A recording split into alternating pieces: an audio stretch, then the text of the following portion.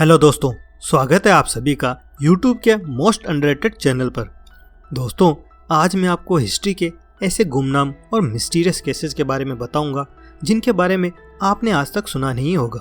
तो चलिए शुरू करते हैं आज का ये वीडियो। द पिकाट्रिक्स कहा जाता है। पिकाट्रिक्स नाम की बुक एंशिएंट मैजिक और एस्ट्रोलॉजी की बुक है। इसको सबसे पहले अरेबिक लैंग्वेज में लिखा गया था, जो कि 400 पेजेस की थी। इस बुक को 11वीं सेंचुरी में लिखा गया था। इस बुक को इंग्लिश में ट्रांसलेट भी किया गया था और इसका नाम the aim of the sage रखा गया था। इसको अरेबिक से स्पेनिश में और स्पेनिश लैंग्वेज से लैटिन में ट्रांसलेट किया गया था और लैटिन लैंग्वेज में ही इस बुक को पिकाट्रिक्स के नाम से जानते हैं। एंशिएंट हिस्ट्री में अगर देखा जाए तो कई सारी मैजिक से जुड़ी हुई बुक्स लिखी गई थी, लेकिन देखते ही देखते वो कहाँ गायब हो गई किसी को पता नहीं चला। लेकिन ये बुक सबसे डिफरेंट मानी जाती है क्योंकि इस बुक को तालिस्मानिक मैजिक की हैंडबुक माना जाता है। पिकाट्रिक्स बुक में फुल डिटेल में astrological magic, celestial magic and chemistrical magic के बारे में लिखा गया है। कहा जाता है कि इस बुक में जितने भी मैजिक के बारे में बताया गया है उन सबको डिफरेंट सोर्सेज से लिया गया है और ये सारे सोर्सेज 9th और 10th सेंचुरी के बीच के हैं।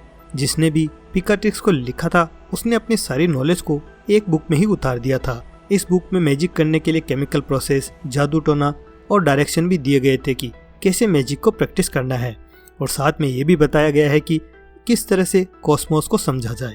कहा जाता है कि मैजिक को थियोरेटिकल एंड फिजिकल रूप में तो लिखा गया था, लेकिन ये सब होता है स्टार्स के ओरिएंटेशन में। इस बुक में ऐसा भी लिखा गया है कि किस तरह से कॉस्मोस का यूज में लेके प्रॉपर मैजिक किया जाए ताकि उससे मैजिक करने वाला अपने हिसाब से अपना फ्यूचर खुद लिख सके। लेकिन आज ये बुक एक्चुअल में कहाँ है किसी को नहीं पता। इंजीनियरिंग मार्वल इन पेट्रा, जॉर्डन के डेजर्ट में ग्रेट एंशिएंट सिटी मौजूद है जिसे पेट्रा के नाम से जाना जाता है। यह सिटी चारों तरफ से डेजर्ट, कैनियन, सीधे खड़े पहाड़ और बड़ी बड़ी खाइयों से घिरा हुआ है। लेकिन ऐसा नहीं कि यह हमेशा से ही वीरान शहर था। एंशिएंट टाइम में पेट्रा एक बहुत ही वेल मैनेज सिटी हुआ करता था। उस टाइम की पेट्रा सिटी को आज के न्यूयॉर्क से कंपेयर किया जाता है। करीब 7000 BC में यहाँ पर लोग आके बस गए थे। पेट्रा में 4th सेंचुरी BC में नबेटियंस नाम के लोग यहाँ पर आके रहने लगे और इनके आने से पेट्रा अपने फुल पोटेंशियल में चलने लगी, यानी कि ये सिटी मिडिल ईस्ट का हब माने जाने लगा। सबसे स्ट्रेंज बात तो ये थी कि जिस जगह ये सिटी आज बनी हुई है वो एकदम वीरान एरिया है जहाँ पर पानी की एक बूंद भी आपको नहीं देखने को मिलेगी और ऐसी जगहों पर सदियों तक एंशिएंट लोग रहे थे। वाकई में ये बहुत ही बड़ी ताज्जुब की बात है।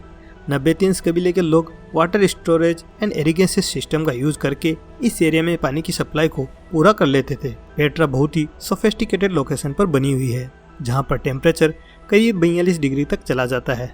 नबेटियंस ने पानी की समस्या को दूर करने के लिए छोटे छोटे तालाब, बांध और बड़ी बड़ी नालियां बनाई, जिसमें से दूर दराज पहाड़ों में बरसात होती थी तो वो पानी इनके जरिए आता था और वो यहाँ पर बने तालाब में स्टोर कर लिया जाता था। यहाँ पर टोटल 30,000 लोग रहते थे। फिर 106 AD में रोमन्स यहाँ आए और अपने ताकत के बलबूते पर यहाँ के लोकल लोगों को यहाँ से हटा दिया। लेकिन रोमन्स भी इस शहर में ज़्यादा दिन तक टिक नहीं पाए। कारण था पानी, क्योंकि रोमन्स को ये नहीं पता था कि इस एरिया में पानी को कैसे लाया जाए। क्योंकि नाबेटियंस ने पूरा जाल बना रखा था, वो सिर्फ उनको ही मालूम था कि किस टाइम पर कौन से चैनल को खोलना है या कौन से बांध को खोलना है। धीरे धीरे रोमन्स भी यहाँ से चले गए और यहाँ पर फिर किसी के रहने की हिम्मत नहीं हुई और ये भरा पूरा शहर एक वीरान जगह बन गया। लेकिन आजकल ये एक बहुत ही फेमस टूरिस्ट डेस्टिनेशन बन चुका है। पूरी दुनिया से लोग इसे देखने के लिए यहाँ आते हैं। मैं तो कहता हूँ कि अगर आप कभी यहाँ पे जाना हो तो यहाँ पर जाके जरूर विजिट करना। द लेवासोर क्रिप्टोग्राम एंशिएंट टाइम में एक समुद्री लुटेरा हुआ करता था जिसका नाम था ओलिवर लेवासोर और इसको लाबस द बजट के नाम से भी जानते थे। 18th सेंचुरी में ये रूथलेस समुद्री लुटेरा हुआ करता था। आप सोच रहे होंगे कि इसमें ऐसी क्या खास बात है जो मैं आपको इसके बारे में बता रहा हूँ। दोस्तों, पौराणिक कहानियों की माने तो इसने दुनिया का सबसे बड़ा खजाना कहीं छुपा के रखा है और वो खजाना आज तक किसी को नहीं मिला। अगर एस्टिमेट किया जाए तो आज के टोटल टाइम में ये खजाना $10 बिलियन जितना माना जाता है। 1724 में ये लुटेरा फ्रेंच गवर्नमेंट से भागना चाहता था, लेकिन फ्रेंच गवर्नमेंट इसे सिर्फ एक ही चीज़ की वजह से छोड़ सकती थी और वो था वो खजाना। लेकिन ओलिवर एक डेडिकेटेड समुद्री लुटेरा था और अपनी लूट को किसी को भी नहीं देना चाहता था। जुलाई 7, 1730 को इस लुटेरे को पकड़कर फांसी की सजा दी गई थी, लेकिन वो खजाना किसी को नहीं मिला। लेकिन बाद में किसी की नज़र इसके गले में पड़े लॉकेट पर पड़ी, तो जब इस लॉकेट को खोला गया तो इसमें कुछ अजीब सी भाषा में कुछ लिखा हुआ था कहा जाता है कि ये एक क्रिप्टोग्राफिक लैंग्वेज या साइन थे जो सिर्फ ओलिवर को ही मालूम थे। वैसे आज तक कई लोगों ने इस खजाने की तलाश की लेकिन किसी को नहीं मिला। एक्सपर्ट मानते हैं कि ये क्रिप्टोग्राफिक लैंग्वेज जरूर खजाने तक पहुंचने का रास्ता हो सकती है। कई लोगों ने अपने हाथ आजमाए लेकिन किसी को भी ये भाषा समझ में नहीं आई। अगर आपको आती है तो स्क्रीनशॉट लेके आज ही खजाना ढूंढने के लिए निकल जाएं। वैसे दोस्तों, आपने अगर हमारा पिछला वीडियो नहीं देखा है जिसमें मैंने साइबेरियन एलियंस इंसिडेंट के बारे में बताया है, तो अगर आपको वो वीडियो देखना है तो स्क्रीन पर आ रहे वीडियो पर क्लिक करके भी वो वीडियो आप आसानी से देख सकते हैं। वीडियो को लाइक करो, शेयर करो, चैनल को सब्सक्राइब करके बेल आइकन को भी दबा देना ताकि नेक्स्ट वीडियो का नोटिफिकेशन आपको मिल जाए। तो चलो आज के लिए बस इतना ही।